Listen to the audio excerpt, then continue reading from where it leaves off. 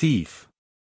Man finds girl wearing the necklace his late fiancée wore 18 years ago and snatches it from her neck.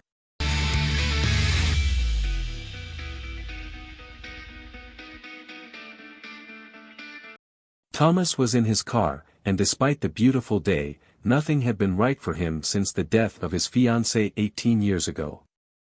He saw no more beauty in life and the world. He had become a bitter, insensitive, and even cruel person. He was quickly heading to his company, located in the city center, in one of the most expensive commercial buildings in the area.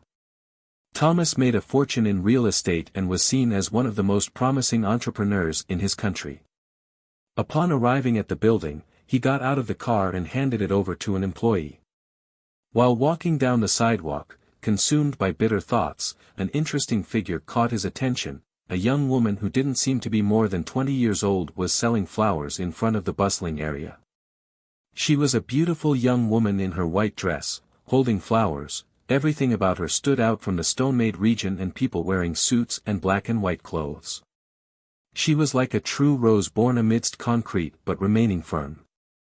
It was the first time Thomas had seen that young woman, but her presence bothered him. Who is this woman who thinks she can bother people with flowers? No one will want that, and indeed, no one seemed interested in her flowers, but the young woman continued offering them with a beautiful smile on her face. Thomas continued on his way to the building and ignored the young woman. He went about his day the same way, cold and bitter. His life was like a cold, bitter coffee that had lost its flavor, but he made sure to make his employees' lives miserable. In the following days, he continued to see the same young woman in front of the building, selling her roses with the same smile as always. It started to bother Thomas. There was something about seeing happy people that disturbed him, especially in someone standing under the sun, selling roses in the middle of a crowd. He approached the young woman. "Good morning, sir. Would you like to buy a rose for your loved one or someone special?" The beautiful young woman spoke amiably. "The one I loved is 6 feet under," he spoke bitterly, with a cold expression. The young woman was surprised for a second but tried to cheer up Thomas. "I'm sorry, sir, but love is something that transcends time and space. You can continue loving someone who is no longer among the living and love someone who is in your future. Love is something that never dies if we always nurture it. I'm sure wherever your loved one is, she would love to receive a reminder that she is still loved. But it doesn't have to be a rose on her grave, a simple prayer for your beloved would make her very happy wherever she is." Thomas listened to the young woman's words and thought. Does she think this hippie talk will convince me to buy one of those flowers? Impatient with her, Thomas said, "I don't want a rose or anything like that, I just want you to leave the front of the building where I work. It's annoying to see someone disturbing my employees every day." The young woman finally wiped the smile off her face, and that made Thomas happy. "Sorry, sir, it wasn't my intention to bother.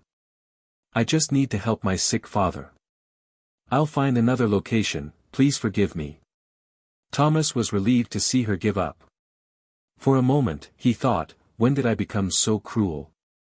But this thought caused no remorse. The young woman bent down to pick up her basket of flowers, and from her neck appeared a beautiful necklace that was hidden among her neck. Thomas was mesmerized by the necklace. It was impossible to have another one like it, as he himself had made it with the help of his grandfather when he was still alive. He and his grandfather carved every detail of the necklace, which was a gift for his beloved Alice. "Sir, what happened here?" A voice pulled Thomas out of his trance. He looked to the side. A police officer was talking to him. "She took this necklace, which was mine, but I already took it back." Saying this, Thomas distanced himself from the young woman, and the officer took her by the arms, leading her away. Since then, she never returned to that street. Thomas returned to his office and, looking at the necklace, felt something running down his face. It was a tear. It had been years since he cried, since he buried his heart with his beloved Alice. Memories were taking him back to a past he wished he had buried. Alice and Thomas were a young couple. She was only 18 at the time and worked as a maid in the house of a wealthy man. Thomas was a 20-year-old young man who only had his grandfather as family. His grandfather was a prospector and often returned home with gold and some precious stones. Thomas, wanting to help his grandfather, studied hard to improve his skills in creating accessories with the materials his grandfather brought.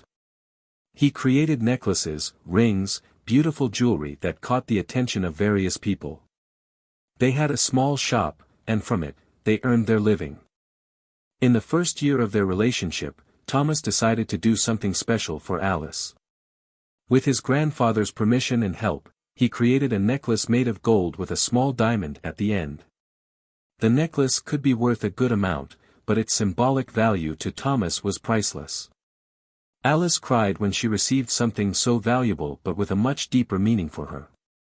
It wasn't in Thomas's plans, but seeing his beloved at that moment made him say the following words, "Marry me." Alice almost screamed with happiness and immediately said yes. The two were living the best days of their lives. However, something was wrong with Alice. At certain times, she seemed sad, but always denied anything to Thomas. It was Christmas, and Thomas was participating in a charity soup kitchen. Formerly, it was in his character to help people. Every year he participated in the soup kitchen, helping people and delivering food to those in need. Alice also participated, but for some reason that day, she didn't show up. He was worried and tried to contact her in every way, but Alice had no relatives. The only way to find her was through her phone or going to her house, but she didn't answer his calls, and she wasn't at home. Some days had passed, and Thomas was desperate, but finally, he received a call from her. "Love, I was hiding from my boss. Please come and get me. He is a dangerous man. I never told you, but he always harassed me. But I needed the job, so I always denied his advances. When he found out about my engagement to you, he went crazy. Please help me." Thomas, sweating cold with fear of what was happening, asked for her address and immediately went to the location. But when he arrived, there was nothing. More days passed, and despair settled in Thomas's heart. One day, 2 police officers knocked on his door. They had terrible news: his fiancée had passed away. Adalberto, Alice's boss, desperate to have her by his side, forcibly took the woman in his car. But Alice fought against him, and the car had an accident, catching fire afterward. With the coffin closed, Thomas buried his beloved, and with her, his kindness and happiness. The young man's grandfather advised him that he should move on, not become such a bitter person. That wouldn't be her wish. But Thomas was blind and deaf because all he could hear and see was the pain and suffering he was going through. His grandfather thought it best to move to another city and take their shop with them. He thought the change might bring an improvement to Thomas, but it was in vain. Years passed, and Thomas's grandfather passed away. Thomas sold the shop and all its jewels. With the money, he entered the real estate business. 18 years passed, and Thomas's bank account was getting larger, and his heart, colder. Now he was in his office, looking at the necklace he gave Alice as a demonstration of his love. His mind was confused, but after his anger subsided, he reasoned and thought that what he had done was foolish. How did she get this necklace? I should have asked. He had disappeared and was not found among the bodies in the car. But now, Thomas spent the whole day in front of the building, hoping that the young woman would appear, but she never returned. He didn't even know her name. It would be extremely difficult to find her. Was she arrested? When he wondered that, Thomas went to the nearest police station. Luckily, he found the same officer from that day. What happened to that young woman? Thomas asked. Since you didn't report her, I just took her away from the area and told her that if she caused more problems, we would arrest her. Thomas was irritated with the police officer. Now it would be more difficult to find her, but he realized that the blame was all his own. He was clueless, but he didn't want to give up. A month passed, and Thomas, luckily, saw a glimmer of hope. His secretary was working, and there was a vase of flowers on her desk. They were similar to the ones the young woman sold. "Where did you get these flowers?" he asked. "A young woman used to sell them in front, but I only bought them for home. Now she's selling in another neighborhood, and today I decided to bring them to work because I thought it made the environment more beautiful." The secretary looked at him suspiciously. She, more than anyone, knew Thomas's reputation for being cruel to people. Flowers were not something that matched his character, but she gave him the address. Thomas immediately went to the location, and there he found the young woman selling her flowers with the same smile. But she disappeared as soon as she saw him. "Please wait. I'm sorry for that day. I just need to know where you got this necklace," Thomas asked hastily. The young woman quickly picked up her basket of flowers and wanted to move away, but Thomas spoke quickly, "I'll pay whatever it takes. Please, tell me." The young woman stopped and thought. Despite the anger at that man, she needed the money desperately. "All right, I'll tell you, but with one condition. You must return the necklace to me." Thomas said he accepted the deal, but he lied. He would never return the necklace, but he needed to get her to reveal the information. "Who gave you this necklace?" "It was my father. It belonged to my mother, but she passed away, and I live alone with my father. However, he needs expensive medications and can't work."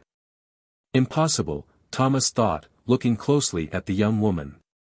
He noticed that she looked a lot like his beloved Alice. Impossible, he could only think about it. "All right, I'll return the necklace, but I'll take it to your house and deliver it into your father's hands." The young woman got angry and called him a liar. But without a choice, she had to accept. "What's your name?" "And your father's?" he asked.